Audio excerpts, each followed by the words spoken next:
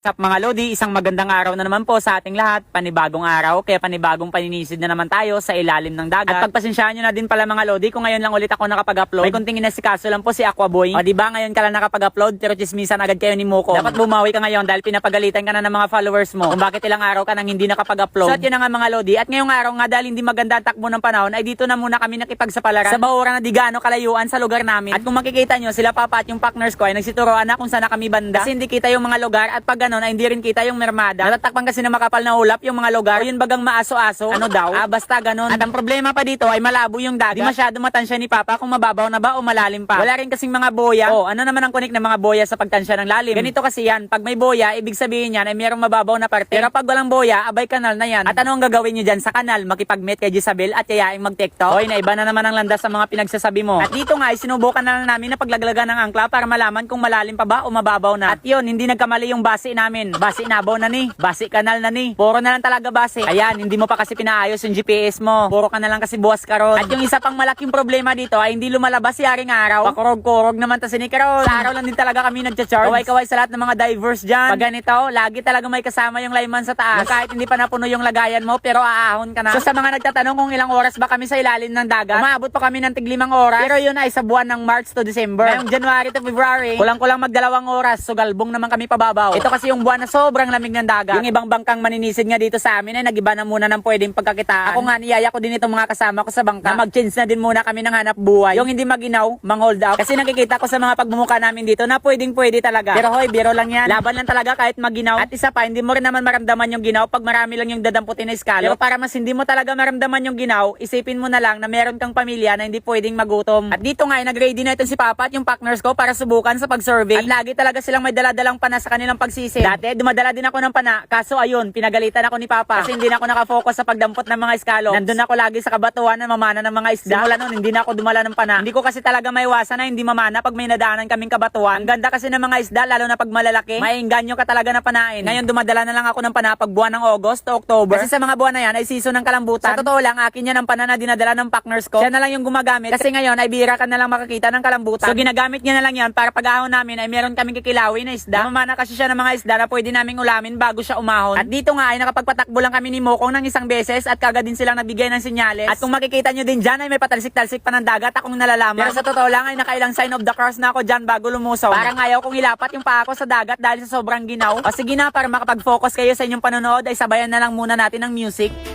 Mandaragat ako, sa bawat sisid ay may kwento. Kolehiyong tinapos mula sa pawis at sigaw ng alon. Mga kabibay, di lang kabuhayan. Sila'y saksi ng bawat tagumpay ko't kasaysayan.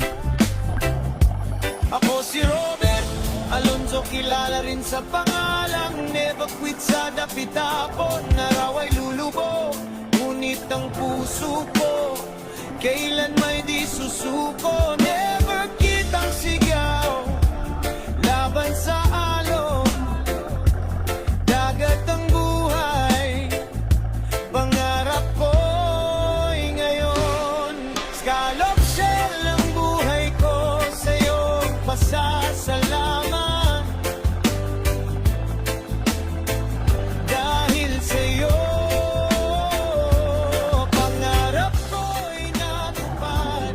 Kahit At dito nga mga Lodi ay yung unang packet ko lang ang nakunan ko ng video. Dahil sa sobrang ginaw, nakalimutan ko ng kunan ng video yung pangalawa kong packet. At kung makikita nyo din sa video ay may mga dinala akong shell na pusik. Pusik po ang pangalan ng shell na yan dito sa lugar namin. So mga Lodi, after ng ilang oras sa ilalim ng dagat ay ganito kadami yung nakuha naming iskalo. Pero sa totoo lang ay nakahon kami niya ng partners ko bago na naman lumusong ulit sa pagsisid. Ang ginaw kasi. At dito nga din, pagdating namin sa Dalampasigan ay nag-volunteer itong si Tia Jumari sa pagpasa ng aming kuha. Thank you, Choy. Kasi hingi daw siya ng scallops para pangulam lang. Hindi din sana siya namin papasanin. Kaso mapilit kaya hinayaan ko na. Eh di pa video-video lang ako. Aba, mautak din. So mga Lodi, sabayan naman muna natin ng music. Medyo masakit na kasi ang lalamunan ko. Tara na sa isla higante.